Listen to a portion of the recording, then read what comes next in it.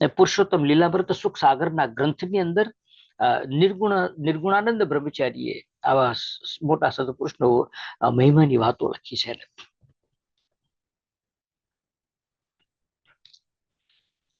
સ્વતંત્ર સૌથી એહ થાય રે, અનાદિ મુક્ત મોટા કહેવાય રે.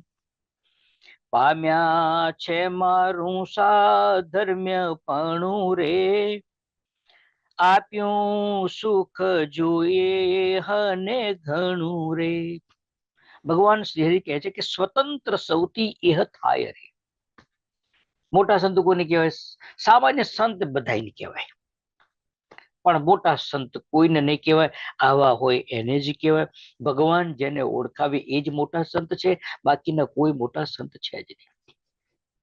બાકીના જેટલા મોટા સંત છે એ બધાને કાં તો આ જગતની અંદર મારા તમારા જેવા અતિશય મોટા કરી દીધા, અથવા તો પોતપોતાની જાતે આમ પ્રપંચ કરીને ખોટી વાતો કરીને, લીલાઓની વાતો કરીને, આ ઐશ્વર્ય, આ સામર્થ્ય, આવા મોટા એમ કરીને પોતાની જાતે બની બેઠેલા મોટા કહેવાય. પણ ભગવાન જેને મોટા બાપે એની વાત જુદી, એનો મહિમા જુદો, એના લક્ષણો જુદા હોય. માટે કે છે સ્વતંત્ર સૌથી એહ થાય રે, અનાદિ મુક્ત મોટા કહેવાય રે. અનાદિ મુક્ત ને શું કહેવાય? મોટા કહેવાય. સૌથી મોટામાં મોટો કોણ છે? તો કે અનાદિ મહામુક્તો છે. ભગવાન શ્રી એના વખતમાં ગોપાળાનંદ સ્વામી જેવા ને, અને પર્વતભાઈ જેવા તમે જુઓ, બધા અનાદિ મહામુક્તો છે. બ્રહ્માનંદ સ્વામી જોઈએ, મુરજી બ્રહ્મચારી જુઓ, આ બધા મોટા કહેવાય. શું કામ? તો કે અનાદિથી છે, અને અનાદિ મુક્ત મોટા કહેવાય રે. કારણ શું? સ્વતંત્ર સૌથી એહ થાય રે. જેમ અમે સ્વતંત્ર છીએ એમ અમારા અનાદિ મુક્ત એ પણ કેવા છે? સ્વતંત્ર છે. માટે એ સૌથી મોટા છે. પામ્યા છે મારું સાધર્મ્યપણું રે. ભગવાન શ્રી કહે કે મારું સાધર્મ્યપણું પામ્યા છે.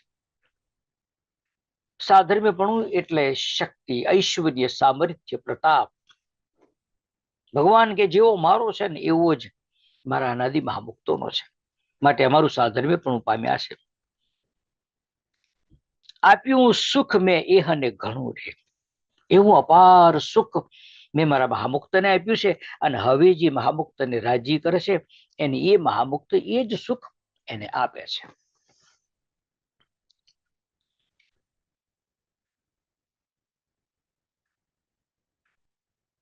જેમ અમે સ્વતંત્ર સદાય રે, તેમ એ મુક્ત પણ ગણાય રે. અનેકના કલ્યાણ એ કરે રે, તેમ એ મુક્ત પણ ગણાય રે.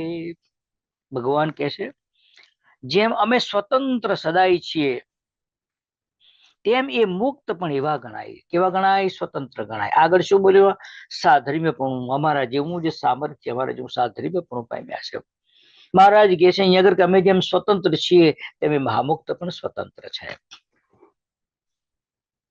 માટે એના જેવું કાર્ય કોઈ ન કરી શકે, અને એટલા જ માટે એને બ્રહ્મયજ્ઞ કહ્યો છે. પણ શરત એટલી છે, મનથી, કર્મથી ને વાણીથી એના થઈને રહેવું પડે. એકલી વાતો કરવાથી આપણે એના થઈ જતા નથી. જગત કદાચ જુએ કે આ હા બહુ થઈ ગયા છે, પણ એમ બાપાશ્રી તમને મને એક ટકો સ્વીકારતા નથી. માટે ખરેખર હૃદયથી, મનથી, વાણીથી, કર્મથી એનો સમાગમ કરવો. દેખાવ માત્ર નહીં, કરવા માટે નહીં. આગળ લખે જેમ અમે સ્વતંત્ર છીએ તેમ એ પણ એવા સ્વતંત્ર ગણાય છે. બીજું, અનેકના કલ્યાણ એ કરે રે. અનેકના કલ્યાણ એ કરે રે. કેના ફેરવ્યા કેદી ન ફરે રે. અનેકનું કલ્યાણ કરી નાખ્યું. મહારાજ નથી કહેતા અમે કલ્યાણ કરીએ, પણ જો શું કહે છે? પોતાના અનાદિ મુક્તને કહે છે અનેકના કલ્યાણ કરી શકે એવા સમર્થ છે, અને ક્યારેય કોઈના ફેરવ્યા ફરે નહીં.